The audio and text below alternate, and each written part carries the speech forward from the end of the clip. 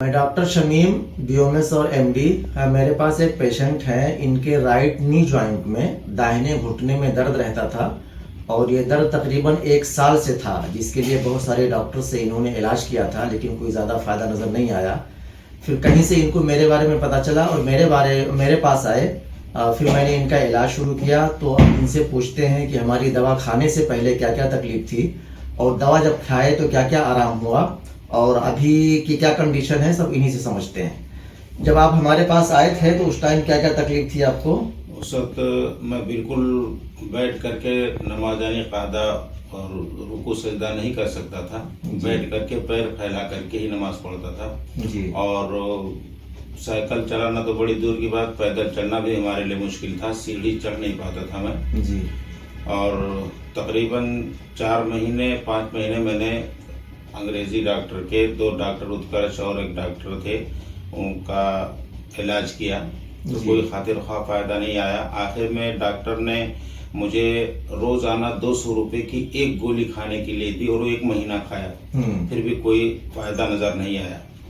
तो बस इसी परेशानी में था। तो हमारे एक दोस्त हैं, इमाम साहब हैं, उन्होंने हमारे हकीम साहब का तस्करा किया कि आप जाकर के मशवरा ले लो।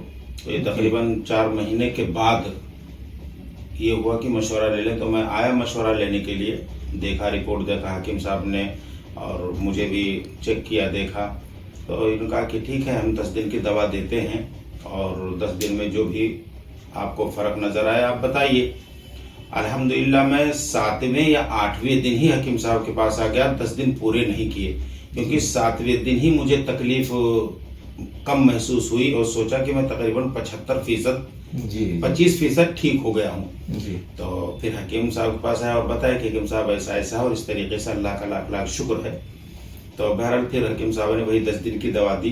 तो ये दवा तकरीबन 3 महीने हो गए हमको खाते हुए और आज अल्हम्दुलिल्लाह ये तकरीबन करीब 1 महीना हो गया है कि मैं रुकू सजदा भी कर लेता हूँ, कायदा में भी बैठ जाता हूँ। अब यानी कोई तकलीफ नहीं। हाँ, मैं अपनी तरफ से अगर कभी साइकिल वगैरह ज़्यादा चला दूं या कोई और भी वो कर लूँ तो उसमें थोड़ी सी तकलीफ बढ़ जाती है, मगर फिर वो जो दवा दी है और तेल वगैरह इस्तेमाल करने के लिए दिया है उसको लगा लेता हूँ, फिर अल्हम्दुलिल्लाह वो आराम हो जाता है। और आज अल्हम्दुलिल्लाह तो मैं सुबह ही आकर के हकीम साहब से बताया कि भाई आज अल्हम्दुलिल्लाह मुझे बिल्कुल कोई तकलीफ नहीं। और दवा तकरीबन 5-6 दिन से मैं खाया नहीं, क्योंकि 5-6 दिन हुआ दवा खत्म हो गई है। उसके बावजूद ही हमारी हालत है, अल्लाह का एहसान है, अल्लाह का फजल है कि। और मैं ये कहूँगा कि अल्लाह रब्बुल इज़्ज़त ने जो हकीम साहब को हमारे दस्ते शिफा अता फरमाया है, उसकी सबसे मेन वजह ये है कि हकीम साहब का यह कहना है कि भाई मरीज मेरे पास अपने फ़ायदे के लिए आता है, न कि मेरे फ़ायदे के लिए। तो ये जो इखलास है हकीम साहब का कि कोई अगर आया जिसको मर्ज नहीं है और उसको दवा नहीं देंगे हकीम साहब, और जहाँ उसका इलाज हो सकता है वहीं भेजेंगे, अपनी तरफ से दवा दे करके उससे पैसे ले करके अपना वो करना। तो मैं तो यही जानता हूँ और मेरा ईमान है कि ये जो सच्चाई और अमानतदारी हकीम साहब की है, अल्लाह ने इसीलिए दस्ते शिफा अता फरमाया है।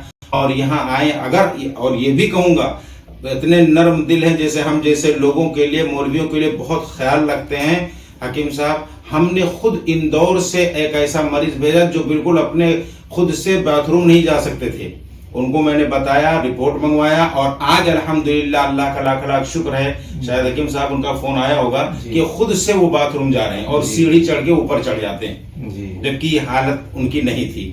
तो ये तो मेरा खुद का तजर्बा है। और हम इंदौर से जो मरीज का दवा है, वो भी मरीज आया नहीं, दवा यहाँ से गया और तकरीबन 1-1.5 महीना हो गया है, उनको भी अल्लाह ने बहुत ही आफियत अता फरमाई है। कल ही मेरी बात हुई थी, उन्होंने कहा नहीं मौलाना साहब बहुत अच्छा, बहुत अच्छी जगह हो गया आपने। मैंने कहा देखिए बस दुआ कीजिए और दवा और दुआ में दोनों जब करेंगे तो अल्लाह रब्बुल इज़्ज़त आफियत अता फरमाएगा। तो इसलिए मेरी आप तमाम हज़रात से गुजारिश है, जहां भी आप पैसा खर्च कर रहे हैं, पैसा बर्बाद कर मत कीजिए और आकर के हकीम साहब से मिलिए, जो मशवरा बेहतरीन आपको देंगे।